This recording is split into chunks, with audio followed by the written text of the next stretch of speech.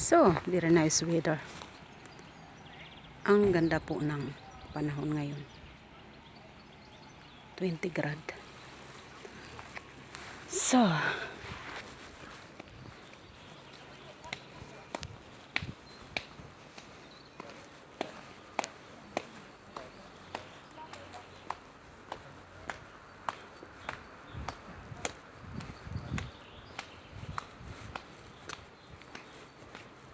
hindi ko alam kung anong prutas itong ano na to eh.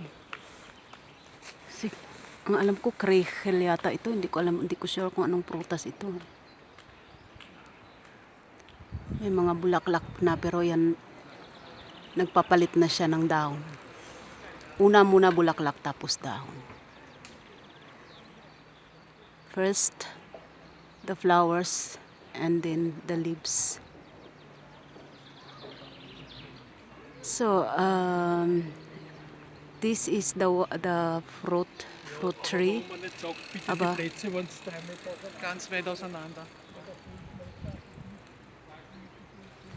Aber I don't know what, I'm not sure what kind of fruit is this.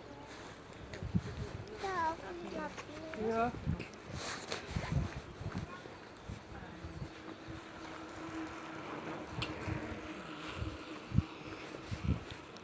So, may mga nagbabike. Saka mayroong mga naglalakad, ganyan. So, ayan. Yan yung kahoy, may prutas yan ang alam ko eh. Hindi ko lang sigurado kung ano yan. Siguro cracker yan. Ayan naman yung sirang tower at ang ruhini dati ng mga nung unang panahon sa Austria. Yan yung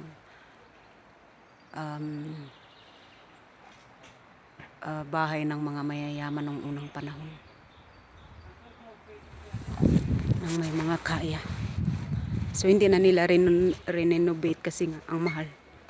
So, ano na lang, parang pwede kang umakyat sa taas tapos makita yung view sa buong town kapag nandun ka sa taas.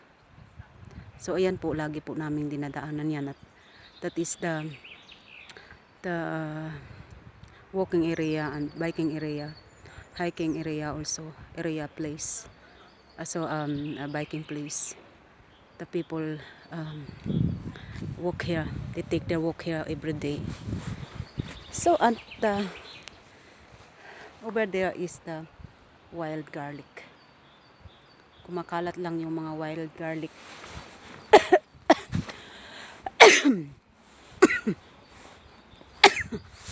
Napaka-healthy ng mga yan. Parang paggamit lang yan ay yung pitsay. So, ang ganda po ng daanan yan hanggang ano na yan. Mula dito hanggang nasa 7 kilometers yan. Lalakarin. Tapos, meron na yan mga nagbabike. Yan. So, ang ganda talaga ng lugar na ito. Ang daming mahaba kasi yung lugar na ito na maganda kasi maganda talaga siya pasyalan, daanan. Kasi nga, tabing ilog. Yan, gustong gusto. The people love to walk near the river because the river is just there. So, the river is just 30 meters from here. So, as you see guys,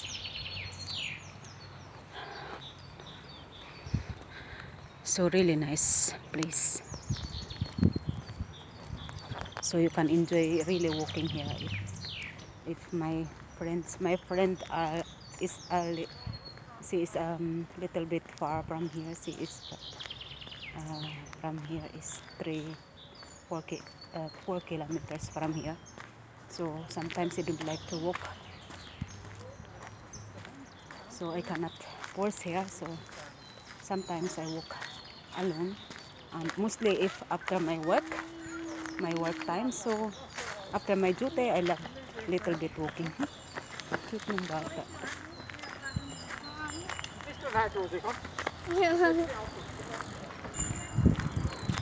Dami nilang naglalakad. May mga nagbabike. Yan.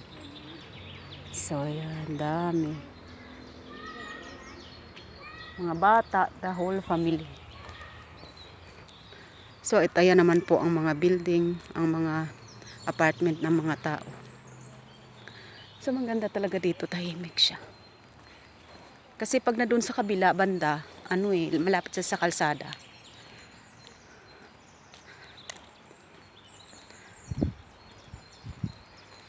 So malapit na doon sa ilog, sa kabilang ilog.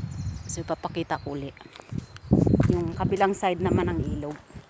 So the other side of river I will show you. So that part is also for tractor. The tractor also drive from here to the other side because that is the water is not too deep. So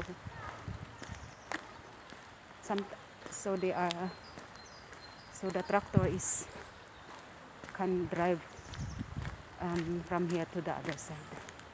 So that is still nice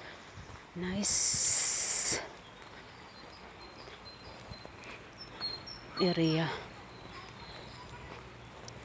Biking, hiking, walking, running. So that is the place, perfect place here for the people. Every day, springtime, summer, fall season, winter season, there is always people here. They take their walk, running or biking. So here is the other part of this river that I always show you before. So this is the part, and the tractor drive here going to other side, and that is here where I came from, the other side where the station, bus station.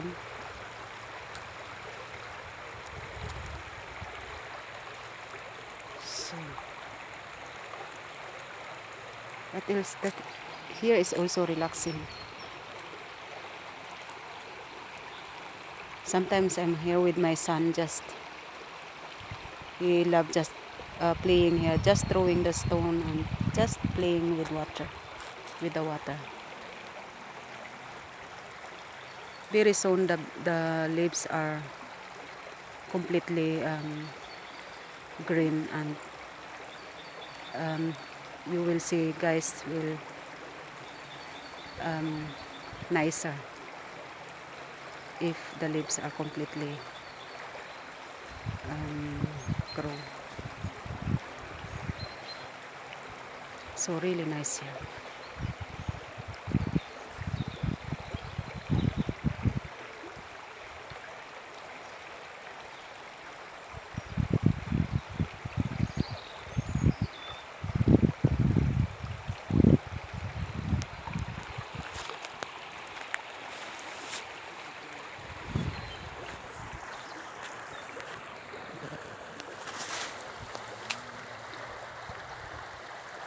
So ayan po, napakaganda ng ilog natin ito kasi ang haba-haba nito. Magmula dito hanggang Bina City, mula dito kasi hanggang Bina City, ang biyahe sa sasakyan ay nasa 50 minutes. Ngayon, ang ilog na ito hanggang papunta ito ng airport ng Bina City. So sabihin na natin nasa 50 kilometers mahigit ang haba ng ilog na to hanggang Bina City. So hindi ko lang alam kung hanggang saan ito patapos. Pero ang ganda nito, talagang hindi ito nawawalan ng tao dito. Araw-araw merong tao po dito. Talagang nagre-relax lang sila, ganyan. Lakad-lakad lang. Tapos karamihan din yung iba dito, may mga asong dala, ganyan. So sarap mangisda. Kaya lang bawal naman kasi kailangan pa kumuha ng permit, magbabayad ka patas saka ka pwedeng mangisda. Hindi ka rin naman sigurado kung saan. Pero doon kahapon may nakita ako doon. Siguro mga nasa 200 meters from here. Nakita ko doon kahapon daming isdang lumalangoy. Kasi medyo patago siya. Tapos marami siyang mga kahoy na palibot. Both side nung ilog. Kaya medyo tago ang ano na yun, yung lalim ng tubig. So nandun po yung mga isda, nag-aano sila, medyo nagtatago sila. So nakita ko ang daming lumalangoy. Siguro pwede doon pag ano, i-try namin next time mangisda kami. Tas sigurado tingnan natin kung may kahuli kami. Kasi dati nung na-try na namin sa ibang lugar, may nahuli kami. Tagal na yun, siguro mga 4 years ago na.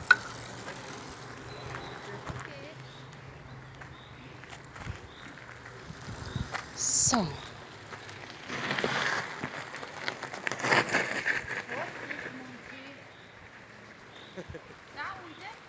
Jo, sicher. So, thank you so much guys for watching my video. And please don't forget to subscribe and like. Thank you so much. Bye-bye.